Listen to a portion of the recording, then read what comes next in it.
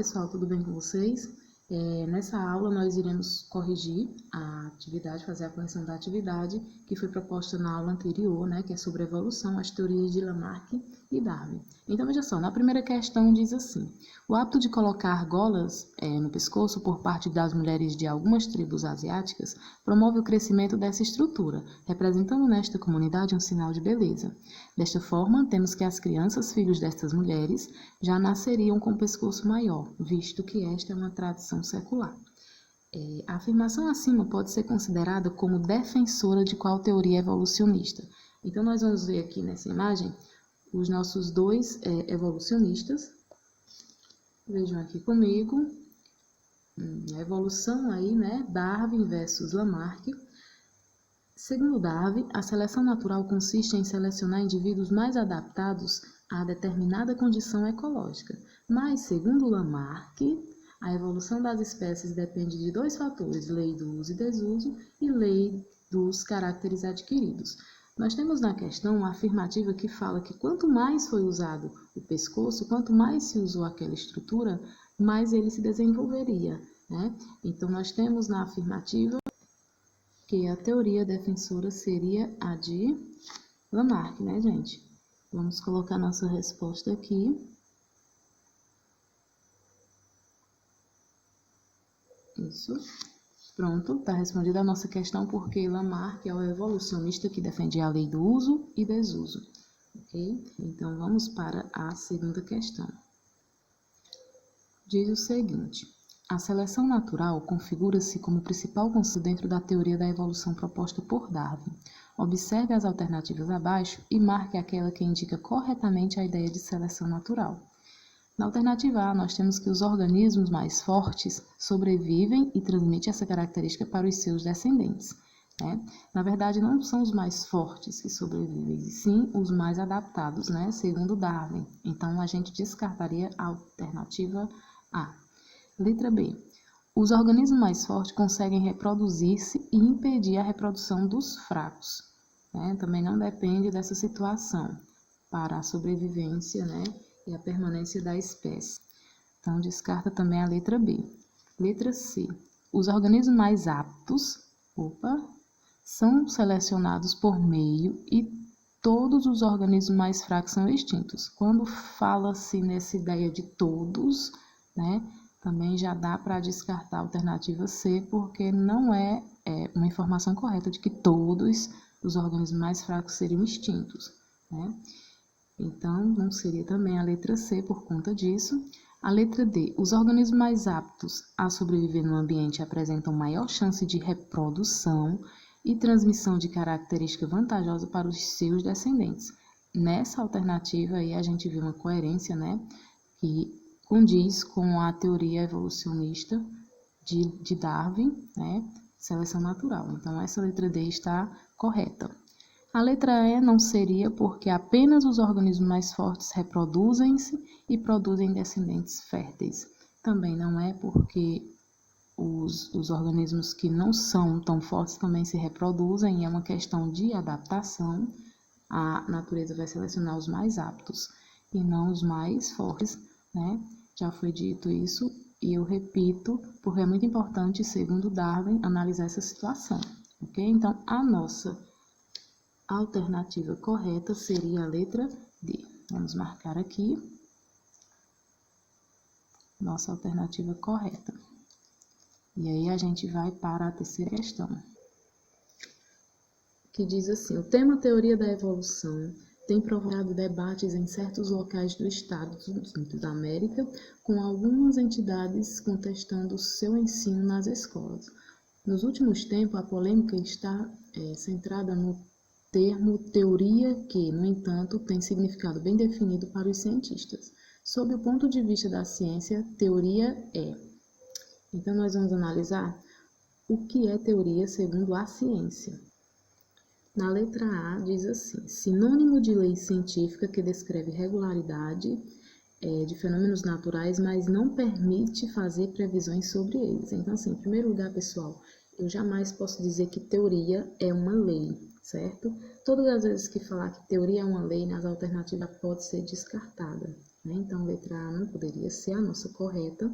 Letra B, sinônimo de hipótese, ou seja, uma suposição ainda sem comprovação experimental. A gente sabe que hipótese é mais quando vai acontecer uma experiência, né? É uma das etapas experimentais dos cientistas, então, quando se fala em hipótese, também não podemos nos referir à teoria, certo?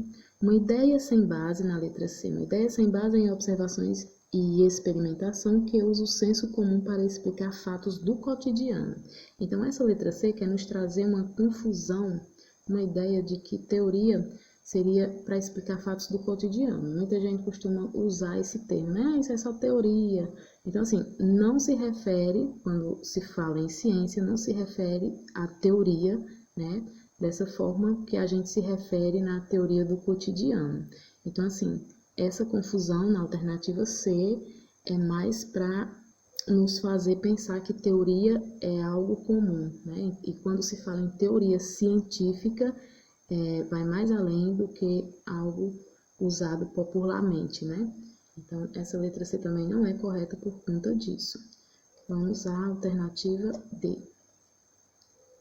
É uma ideia apoiada pelo conhecimento científico que tenta explicar fenômenos naturais relacionados, permitindo fazer previsões sobre ele.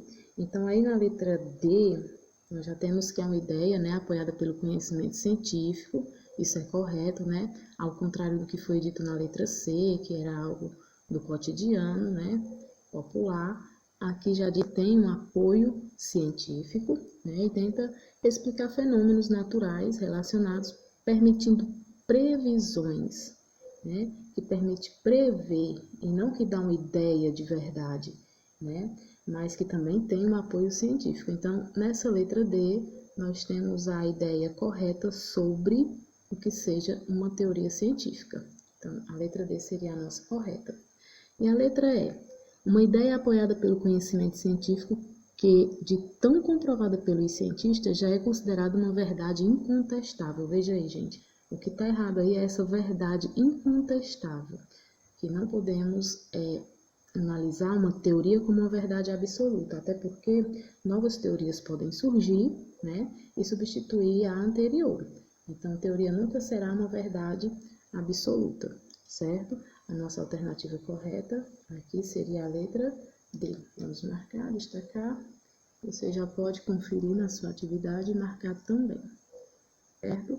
A nossa correta. E agora iremos analisar a questão número que diz o seguinte. Em março de 2001, jornalistas divulgaram a descoberta de um novo fóssil de hominídeo na África, o Kenydropus platypus. Acredita-se que o Kenydropus platypus substitui o Australopithecus afarensis, na linhagem evolutiva que deu origem a cerca de 100 a 200 mil anos ao homem moderno. Apesar dessa descoberta, a classificação zoológica do homem atual permanece inalterada, pertencendo ele ao status Chordata, Mammalia, Hominidae, né, que a gente pronuncia hominide, Homo e Homo sapiens, os quais se referem respectivamente a. Eu convido vocês aqui a conhecer a classificação, né, da espécie humana. A gente analisa e depois retoma a questão.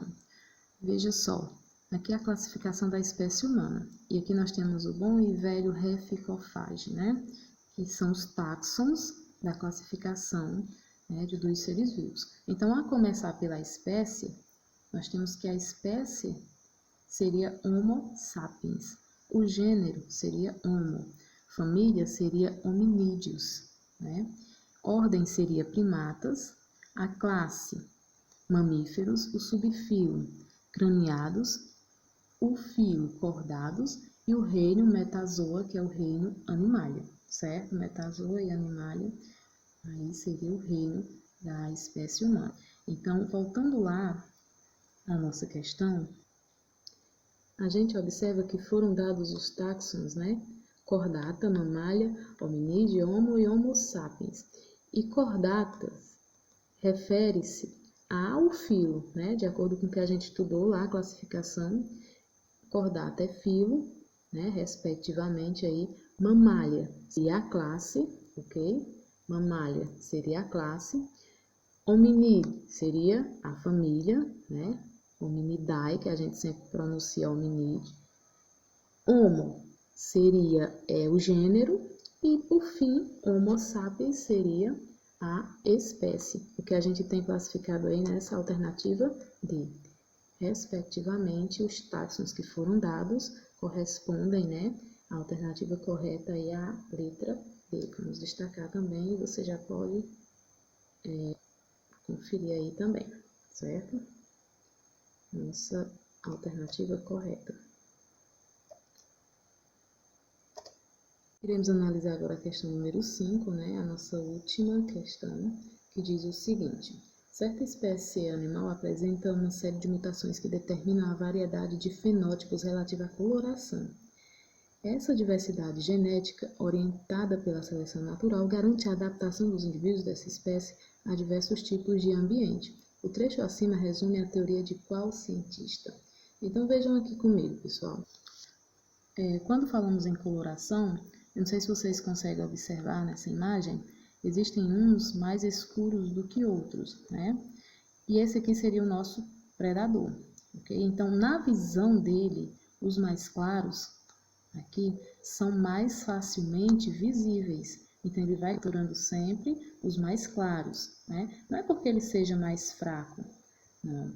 Porque esses mais escuros estão mais adaptados ao ambiente, né? Estão mais aptos a sobreviverem porque não são tão fáceis de serem vistos aqui pelos predadores. Então, como eles continuam, né, no ambiente, eles vão reproduzir, vão deixar mais descendentes com características também escuras. Então, aos poucos, esse animal mais claro ele vai se extinguindo, né? Então, não é porque ele seja mais fraco, é porque os outros estão mais adaptados, certo? Então, isso aí é uma característica fenotípica, né, na aparência. E aí, eu quero que vocês confiram aqui também o que dizia Lamarck, né, com relação a isso, dizia que o ambiente é a causa das transformações, né? Lamarck dizia isso.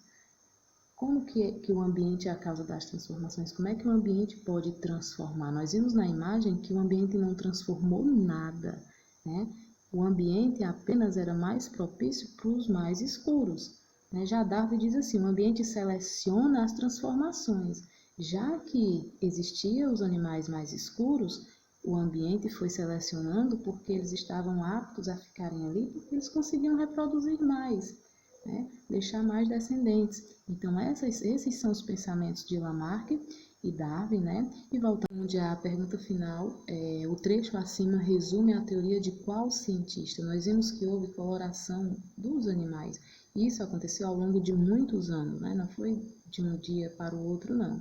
Ao longo dos anos, os animais brancos eram extintos e os mais escuros permaneciam porque o ambiente os selecionou, né? Porque eles eram mais aptos e deixavam descendentes. Então, isso é seleção natural. Logo, a nossa resposta será, deixa eu ver aqui, vamos colocar Darwin, né? Seleção natural. Seria a teoria, né? A qual resume a questão, o trecho do que foi anunciado na questão, ok? Então, pessoal, espero que vocês tenham compreendido. Desejo a vocês bons estudos, né? Muito foco aí no Enem. Quero dizer que estou à disposição de vocês para eventuais dúvidas, né? Qualquer dúvida sobre este ou outros conteúdos, estarei à disposição de vocês. Tudo bem? Até a próxima aula. Beijo. Tchau, tchau.